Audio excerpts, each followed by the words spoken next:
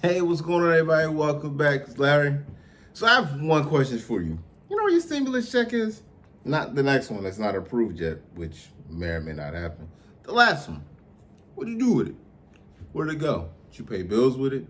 Did you buy something stupid with it? I know some of y'all bought some dumb stuff with it. You ain't gotta tell nobody. I already know. So what did you do with it? Odds are, if you're like most of America, you put it toward a good use, which you should. That's what it's there for. These are difficult and trying times, and this is the U.S. government trying to make things better. Anyone explain why $1,200? Where that amount came from? What does that mean? Like, where did they pull this number out of thin air? No, they didn't. $1,200 is the minimum wage. The federal minimum wage in the United States is $7.25. If you work 40 hours a week, on average there's 4 weeks in a month, $7.25 times 40 hours times 4 is $11.60. Rounded up. They gave us that $40 that everybody's always asking for. You know who asking for that $40. Now you got that $40. So they gave everybody minimum wage and said, all right, life sucks right now, figure it out. But most Americans don't make minimum wage. According to the Census Bureau, the median household income in 2018 was $61,000. Now, a lot of people aren't making $61,000. There's some millionaires and some billionaires that are drastically throwing that number off. But by and large, or most Americans don't make minimum wage. In most cities in America, that is not a living wage, especially if you live someplace like New York. If you make minimum wage in New York, you're probably homeless or living out of like a room, like a single small tiny room where like you share a bathroom. And New York real estate is crazy, but as I get off track, because I have friends in New York, most of America does not make minimum wage. So on average, most people who are watching this don't make minimum wage. But if you have your employment affected by the current state of affairs, you now have minimum wage for a month. While this sucks and this is bad and it makes a lot of people struggle, from great struggle can come fantastic things. You are now at a point, well, most of America's at a point, 30 million people filed unemployment, in the last month or so. You are now at a point where you no longer can afford the luxuries you've lived in life. So now you're looking at things like every bill has to be highly scrutinized. You're looking at the cable bill like, do I need the triple play from Comcast? You're looking at the cell phone bill like, do we need unlimited minutes international calling? That's what everybody is. It's like every dime, every penny, all of it has to be very highly looked over and reviewed. Like, is this where this needs to go? Are we spending this money appropriately? Do I need that Grey Poupon when I go to the market? Maybe I can just get some mustard. Maybe I don't need, those specific condensed fruit jars. I can just pass the jelly. So now you got some decisions to make. You can either A, increase your income, or B, lower your expenses. Personally, I think everybody's gonna do the latter of the two and lower their expenses. You're gonna start cutting bills left, right, and center because that's what you gotta do because you don't have money to pay for them. You need to be increasing your income too. Whatever you can do to generate more money, that absolutely should be on the plate. Whether that's investing, if it's a side hustle, if it means cutting grass, delivering food, if you drive food, whatever it takes, you can be generating more income too. So that combined with cutting your expenses, these small changes will have massive, gigantic outcomes on the other end. You'll see that you start developing that wealth. And wealth is parabolic. It's gonna start slow, but it's gonna rise quickly. But you gotta start somewhere. That's where I'm coming to from. As someone who worked in banking, for over 10 years at this point, a sergeant in the Air Force and a father, I know about balancing budgets. I have watched people come into large sums of money and blow through it and not know what happened to it. And if you can't manage a small amount of money, you'll never be able to manage a large amount of money. So, all right, Larry, what does all this mean? Help me out. What this means is, or what the point of it is, this is all temporary. Eventually, the U.S. economy will recover. Eventually, these people will go back to work. Eventually, your income will rebound. You need to maintain the lessons you learn now. Just because you're making more money doesn't mean you have to spend more money. So when you go back to work, you're not getting that $1,200 a month. You're not getting just unemployment benefits. Don't go back and buy all that stuff. If you reduce the cable bill by $30, fine. Keep it lower. You don't watch Star, Cinemax. You don't watch those channels anyway. You're on Netflix most of the time.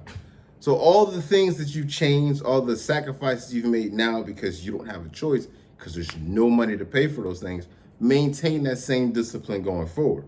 So when you bounce back, when you get back to work, when you have your job again, when all that money come flowing back in like it was before, because when you go from having $1,200 a month to back to your normal income, your regular salary seems great. So with that being said, you have to maintain that same discipline. So when you get back to work, you have that same money flowing in, what are you going to do with it? Are you going to go back to the same terrible spending habits that kept you poor thus far? Or are you going to invest that money? Or are you going to flip that money? Are you going to do something more with it? I'm going to tell you what I recommend everybody do, which is something I did. Go and sign up for one of these free stock accounts, like Webull.com. Webull, W-E-B-U, like a bull, like the Brahma bull, well, not the rock, but like an actual bull. You sign up for an account, put $100 in, they give you 2 free stocks. So everybody who hasn't started investing, now is the time to invest. This is a perfect time to get started. The stock market is still rolling on. That's the heartbeat of the economy. The president prides himself on us having a strong stock market. So if you are not participating in the stock market, or you don't have, even a few, everybody has to start somewhere. Even if you got just a few stocks, you only have to buy them. They're going to give them to you.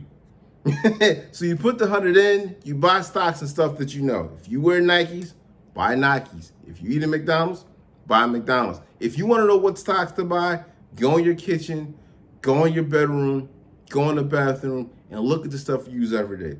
Those are companies you can trust. You know what they sell, you use it. Instead of just being a customer, be a shareholder. Profit from that business. That's the best way to generate wealth over a long period of time, is investing in the stock market. So pick a stock, 1 or 2, something you know, and they give you a free stock. This is the best time to get started. You're getting free stuff.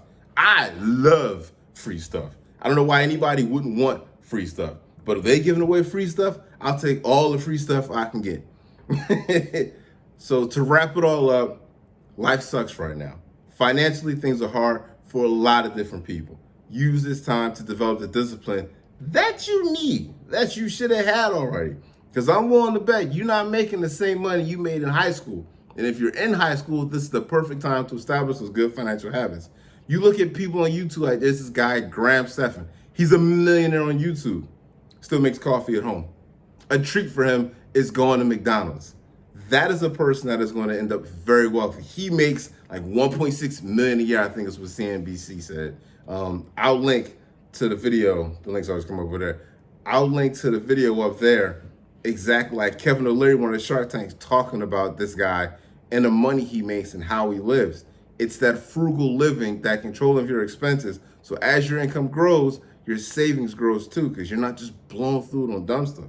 Yes, we all want to live that great lifestyle with those flashy things.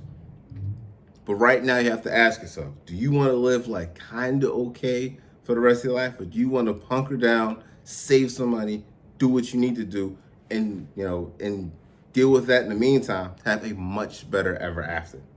It's your choice. You can sit there right now and have stars on your cable bill, or you can be retired 10 years early. You want to work for the rest of your life? Some of y'all don't want to work now. But what are you doing to escape that?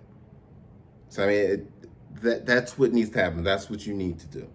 So all the pain that you're enduring now, don't make it for nothing. Learn from it, grow from it, develop from it. Come out of this a stronger person on the other side.